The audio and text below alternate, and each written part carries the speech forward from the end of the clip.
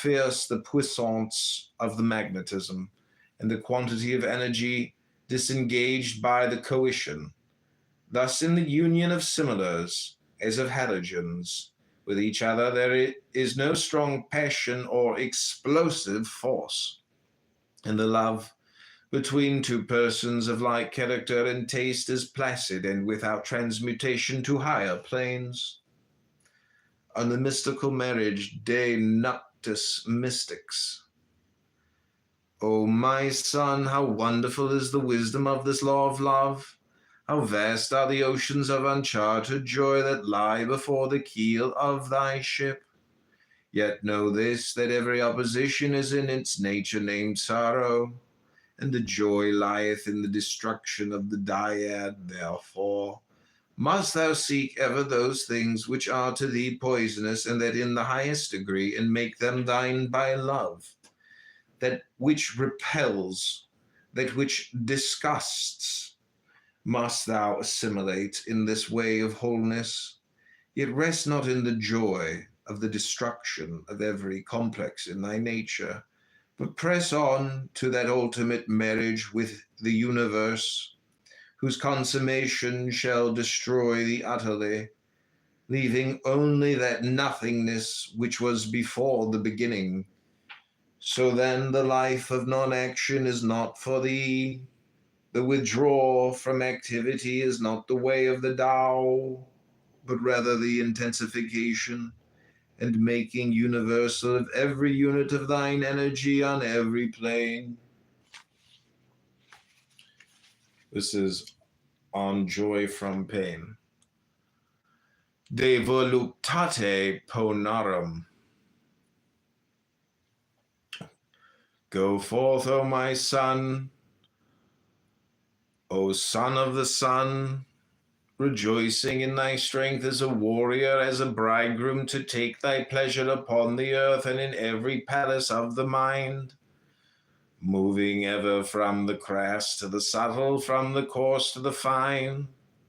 Conquer every repulsion in thyself, subdue every aversion, assimilate all poison, for therein only is there profit. Seek constantly, therefore, to know what is painful, and to cleave thereunto, for by pain cometh true pleasure. Those who avoid pain, physical or mental, remain little men, and there is no virtue in them.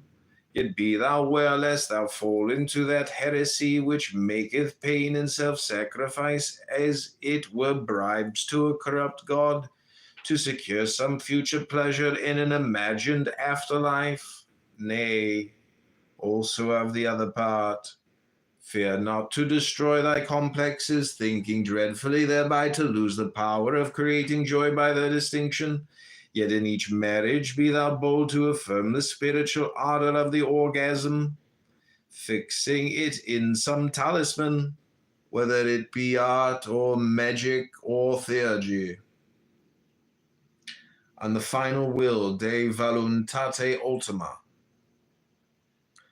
Say not then that this way is contrary to nature, and that in simplicity of satisfaction of thy needs is perfection of thy path. For to thee, who hast aspired, it is thy nature to perform the great work, and this is the final dissolution of the cosmos. For though a stone seem to lie still on a mountain top and have no care, yet hath it in hidden nature a task ineffable and stupendous, namely to force its way to the center of gravity of the universe, and also to burn up its elements into the final homogeneity of matter. Therefore the way of quiet is but an illusion of ignorance.